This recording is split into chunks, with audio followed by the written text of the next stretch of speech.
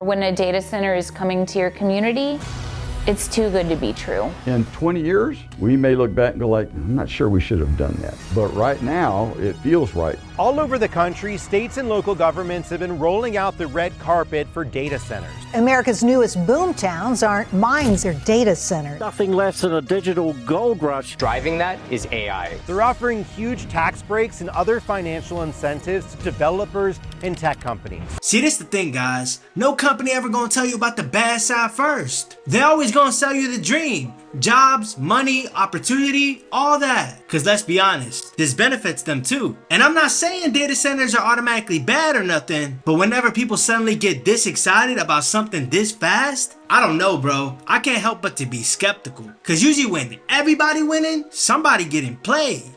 And what do communities get in exchange? Google's $40 billion announcement. Tech titans pouring billions of dollars. $27 billion. $600 billion. Skilled tradespeople are needed to build these high-tech centers. Dozens of jobs. Everyone's jobs will change. Hundreds of jobs. High-paying jobs. Over 100,000 American jobs almost immediately. Dang, that's a lot of jobs being thrown around.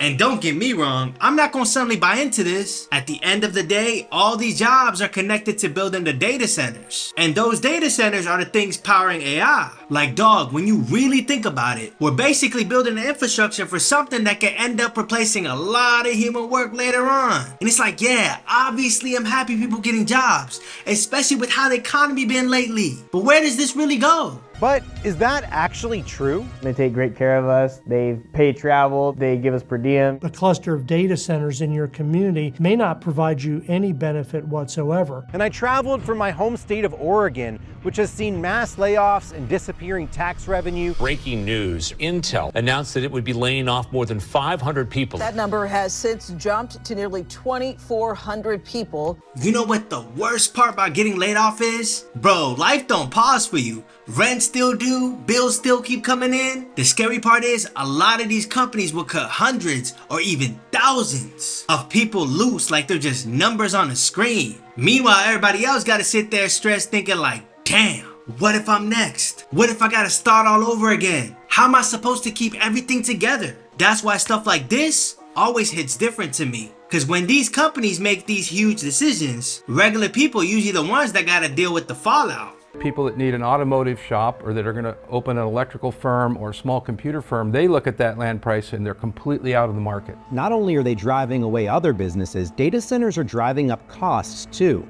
Pacific Power and Portland General Electric customers saw a 50% increase in their electricity bills since 2020. Analysts say that data center growth is a major factor. So if your electric bill was like $50 a month before, a 50% increase will push that to like $75. At a certain point, their presence starts causing more problems for regular people than actual benefits. I gotta admit, I do feel bad for the smaller local businesses too, because once everything around them starts getting more expensive, a lot of them just can't afford to stay there anymore, which is kind of ironic when you take a step back and look at it. The same companies making everything more expensive are usually the ones with enough money to barely even feel it themselves. And what's worse, data centers aren't contributing as much money to the community as you might think. That's because Oregon's laws give data centers some $330 million a year in tax breaks. There are a number of incentive systems to come to Oregon. The enterprise zone is a 5-year no property tax waiver for building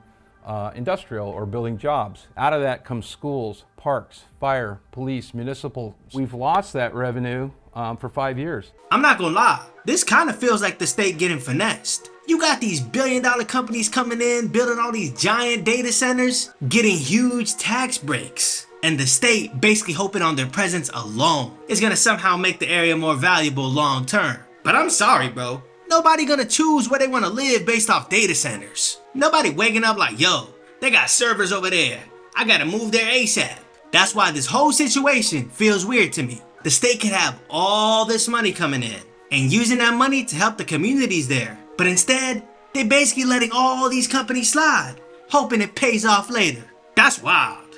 Local residents are already seeing the impacts from this lost tax revenue. A report from Good Jobs First found Oregon schools lost $275 million to property tax abatements that could have gone to hire 3,600 teachers. The people who live in Hillsborough are going to end up suffering because they're not going to have the high quality schools that they deserve, and a lot of that cash is just going to flow straight through the city like a sieve. I'd be damned if my education got worse over some stuff like this. We're not even talking about electric bills or businesses anymore.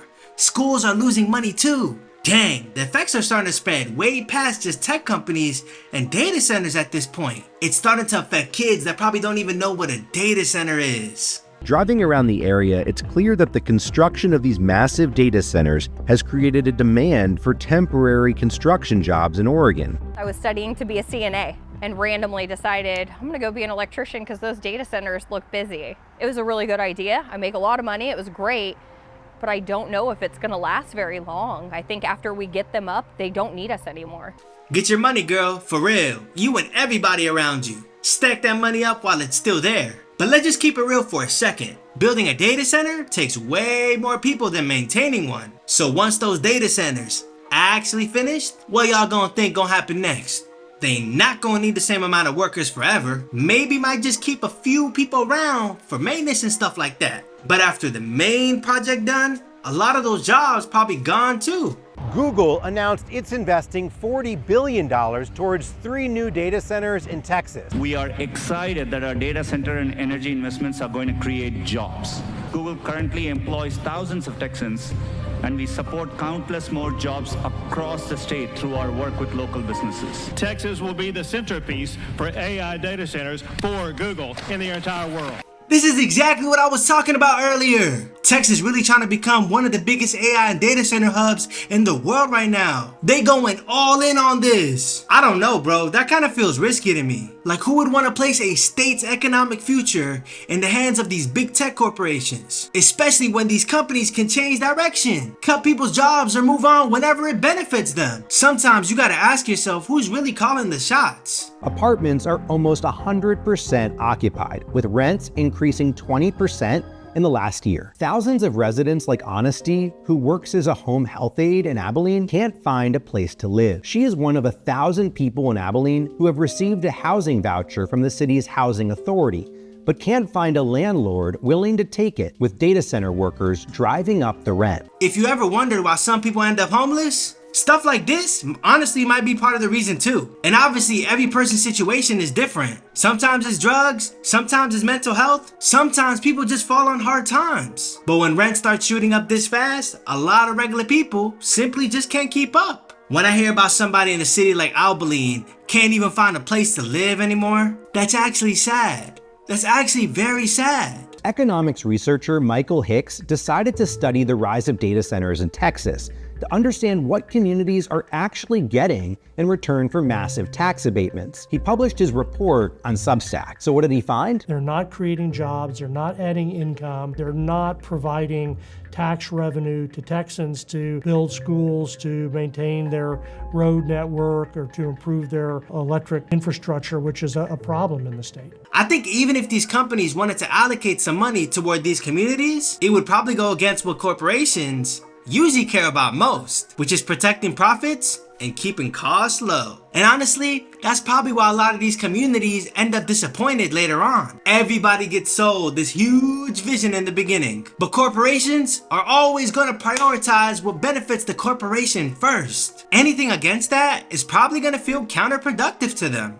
The public should be very concerned when companies like Meta, Google, Amazon make these promises around the types of jobs that they're bringing into the community. I thought that by applying to work at the Google data center, this was my ticket. Shannon Waite worked at a Google data center in South Carolina until 2021. I don't know about this, guys. I have a feeling her story probably won't end well, because the way she's talking about that job, you can tell she genuinely thought that job was about to change her whole life. If she ended up leaving later on, yeah, something definitely had to happen behind the scenes. That's usually the saddest part, when somebody finally thinks they found their big opportunity, then reality hits them later.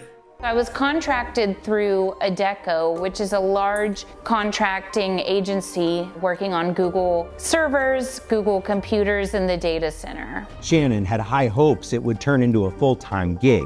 Anytime a new building was about to be built or go up, we would be so excited because we thought that meant that Google was going to open up a headcount for more full-time employees. Shannon, I'm sorry, but you're looking at it the wrong way. You gotta look at this stuff from the corporation standpoint every single time. Anytime it feels like more buildings, more expansion, more jobs, there's usually a catch somewhere. Companies don't just hire people forever out of kindness. They hire based on what benefits the business at that moment. And that's why a lot of people get disappointed later on. They see growth happening around them and assume that automatically means long-term stability for these workers, when that's not how always corporations think at all. When Shannon brought up money and asked coworkers about their bonuses, a superior told her she was not allowed to discuss pay, and security walked her out of the building. She filed unfair labor practice charges. Shannon now works as a community organizer. It's clear that there are no clear-cut answers when it comes to the real trade-offs of AI. It is true that some workers are seeing benefits with high pay, but even those workers, like Ty and Damien, understand that the bigger picture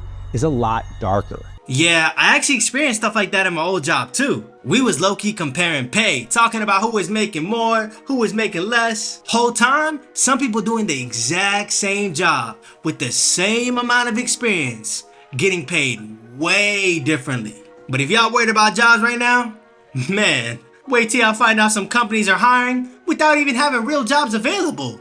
I'm just gonna leave it there.